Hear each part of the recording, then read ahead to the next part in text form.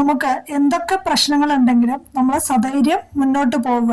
അപ്പോൾ ഈ പ്രശ്നങ്ങളൊക്കെ ചെറുതായിട്ട് നമുക്ക് അതിന്റെ പരിഹാരം കാണാനായിട്ട് സാധിക്കും. നേരെ മറിച്ച് നമ്മൾ പിന്നോക്കമാണ് പോകുന്നതെങ്കിലോ ഈ പ്രശ്നങ്ങളൊക്കെ വലുതാവുകയാണ് ചെയ്യുക, എന്നിട്ട് ഏറെ വഷളായിക്കൊണ്ടിരിക്കും. അങ്ങനെ ഒരു കഥയാണ് പറയാനായിട്ട് പോകുന്നത് കേട്ടോ. കൃഷ്ണന്റെയും ബലരാമന്റെയും ഒരു കഥയാണ്. രണ്ടുപേരും കാട്ടിലൂടെ ഇങ്ങനെ നടന്നു പോവുകയാണ്.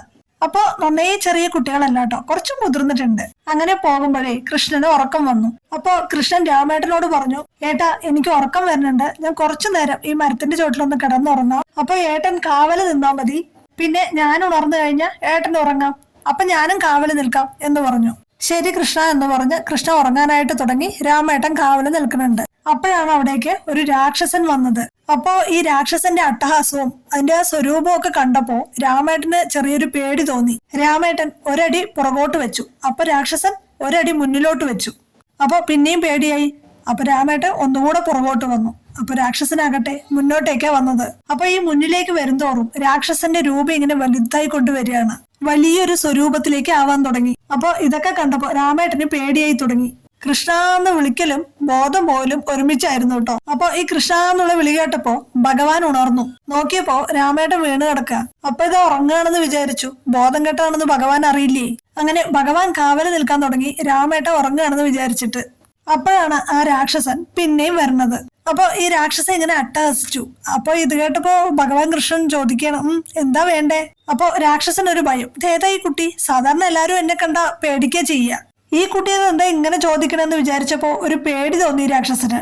എന്നിട്ട് രാക്ഷസൻ ഒരടി പുറകിലോട്ട് വെച്ചു. അപ്പൊ ഭഗവാൻ ഒരടി മുന്നിലോട്ട് വെച്ചു. അത് കണ്ടപ്പോ രാക്ഷസൻ ഒന്നുകൂടി ഒരടി പുറകിലോട്ട് വെച്ചു. ഭഗവാനാണെങ്കിൽ മുന്നോട്ട് ഇങ്ങനെ വന്നുകൊണ്ടിരിക്കുക. അപ്പൊ ഈ ഓരോ അടി പുറകിലോട്ട് വെക്കും തോറും രാക്ഷസൻ ഇങ്ങനെ ചെറുതായി ഒരു ചെറിയൊരു പാറ്റയുടെ വലിപ്പമായി കിട്ടും. അപ്പൊ ഭഗവാൻ എന്ത് ചെയ്തു? ഭഗവാൻ അതിനെ വേഗം കയ്യിലെടുത്ത് പിടിച്ചിട്ടായി പിന്നെ കാവല് നിൽക്കുന്നത്.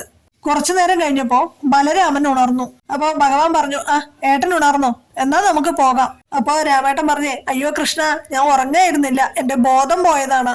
നേരത്തെ ഇവിടെ കാവല് നിൽക്കുമ്പോഴേ ഒരു രാക്ഷസൻ വന്നിട്ടുണ്ടായിരുന്നു, അതിന് പേടിച്ചിട്ട് എന്റെ ബോധം പോയതാണെന്ന് പറഞ്ഞു.